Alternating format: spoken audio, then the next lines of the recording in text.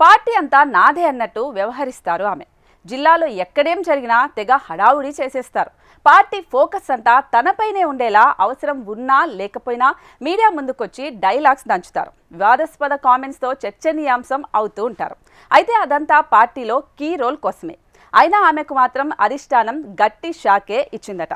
ఆ మాజీ మంత్రి కోరుకున్న పదవి ఇవ్వకుండా దూరం పెట్టిందట. దీంతో నిన్నటి వరకు పార్టీలో తెగ హల్చల్ చేసిన ఆమె ఒక్కసారిగా అలకబూనారట. తనకు కాకుండా మరొకరికి కీలక పదవి దక్కడంతో మనోవేదనకి గురవుతున్నారట. పార్టీ కార్యక్రమాలకు దూరంగా ఉంటున్నారు. ఇంతకు ఎవరా మహిళా మాజీ మంత్రి? మాజీ మంత్రి విడుదల రజని వైసీపీలో కీలక నేతగా ఎదగాలనుకున్నారు. అధినేత తర్వాత తానే కీ రోల్ పోషించాలని కలలు కన్నారు. ఆ దిశగా ప్రయత్నాలు కూడా ముమ్మరం చేశారు. ఓటమి తర్వాత వైసీపీలోని కొందరు ముఖ్య నేతలు, సీనియర్లు పార్టీని వీడటం, మరికొందరు సైలెంట్ కావడంతో ఆ సిచ్యువేషన్ని తనకు అనుకూలంగా మలుచుకోవాలనుకున్నారు రజని. పార్టీలో నంబర్ 2, నంబర్ 3 స్థానాన్ని భర్తీ చేయాలనుకున్నారు. అవకాశం వచ్చిన ప్రతి సందర్భంలో పార్టీలో ఫోకస్ అయ్యేలా, అధినేత దృష్టిలో పడేలా అడుగులు వేశారు. విడుదల రజని మంత్రిగా ఉన్నప్పుడు చిలకలూరిపేటలో చోటు చేసుకున్న అవకతవకలు, బెదిరించి డబ్బులు వసూలు చేశారనే ఆరోపణలపై కూటమి సర్కార్ చర్యలు చేపట్టగా ఆ అంశాన్ని కూడా తన రాజకీయ లబ్ధికి వాడుకునే ప్రయత్నం చేశారామె. తనపై పొలిటికల్ కక్షతోనే అక్రమ కేసులు బనాయిస్తున్నారని, తాము అధికారంలోకి వచ్చాక ఎవరిని వదిలేది లేదంటూ ప్రెస్ మీట్లు పెట్టి మరీ వార్నింగ్ల మీద వార్నింగ్లిచ్చారు రజని. ఇదే అవకాశంగా భావించి పల్నాడు జిల్లాను రాజకీయంగా తన గుప్పిట్లోకి తీసుకోవాలనుకున్నారు. కానీ విడుదల రజని అంచనాలను తారుమారు చేసింది అధిష్టానం. ప్రస్తుత పల్నాడు జిల్లా వైసీపీ అధ్యక్షుడు, మాజీ ఎమ్మెల్యే పిన్నెల్లి రామకృష్ణారెడ్డిపై కేసుల కత్తి వేలాడుతోంది. జిల్లా అధ్యక్ష పదవి ఉన్నా పార్టీకి ఏం చెయ్యలేని పరిస్థితిలో ఉన్నారు. దీంతో ఒక దశలో పల్నాడు పార్టీ అధ్యక్ష మార్పు ఉంటుందని భావించారు. ఆ పదవి కోసం విడుదల రజని చివరి నిమిషం వరకు ప్రయత్నం చేశారు. కాగా వైసీపీ అధిష్టానం కొత్తగా వర్కింగ్ ప్రెసిడెంట్ పదవిని ప్రకటించింది. ఆ పదవిని నర్సరావుపేట మాజీ ఎమ్మెల్యే డాక్టర్ గోపిరెడ్డి శ్రీనివాసరెడ్డికి కేటాయించారు. జిల్లా అధ్యక్ష మార్పు లేకపోగా కనీసం వర్కింగ్ ప్రెసిడెంట్ పదవైనా దక్కుతుందని భావించిన రజనీకి ఈ నిర్ణయం షాక్గా మారింది. పార్టీలో నిన్నమొన్నటి వరకు అంతా తానై క్రియాశీలకంగా వ్యవహరిస్తే ఇప్పుడు తనకు పదవి ఇవ్వకపోవడంపై రజనీ అలకబోనారట. పార్టీ కోసం చేసిన పోరాటాలకు విలువలేదని ఆవేదన వ్యక్తం చేస్తున్నారు. గోపిరెడ్డికి వర్కింగ్ ప్రెసిడెంట్ పదవి ప్రకటించిన సమయం నుంచి విడుదల రజనీ పార్టీ వ్యవహారాలకు దూరంగా ఉంటున్నారట. అండర్ గ్రౌండ్లోకి వెళ్లారనే వార్తలు వినిపిస్తున్నాయి.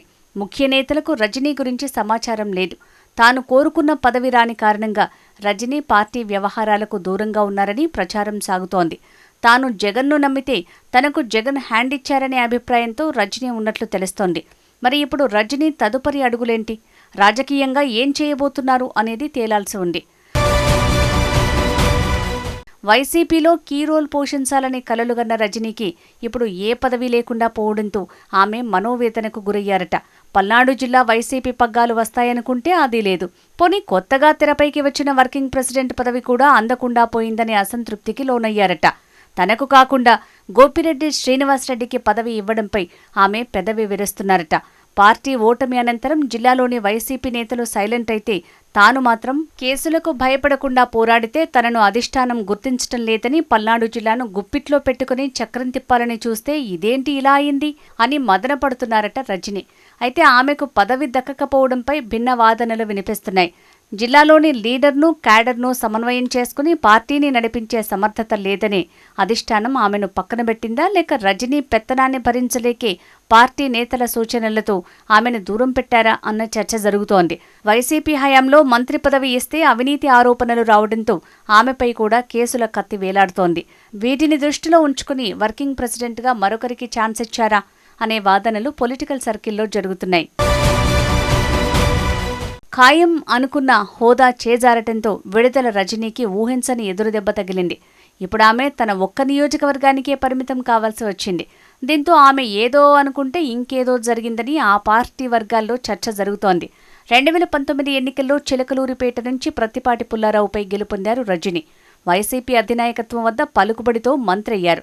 ఆ సమయంలోనే ఎన్నో వివాదాలకు కేర్ ఆఫ్ అడ్రస్గా మారారు. 2024 ఎన్నికల్లో రజనీకి గుంటూరు పశ్చిమ సీటు కేటాయించారు. గెలిచి వస్తానంటూ ప్రతినబూనిన రజనీ ఆ ఎన్నికల్లో తొలిసారి బరిలో నిలిచిన టీడీపీ అభ్యర్థి మాధవి చేతిలో ఓటమి ఎదుర్కోవాల్సి వచ్చింది. తర్వాత తిరిగి చిలకలూరిపేట బాధ్యతలు రజనీకి కేటాయించారు.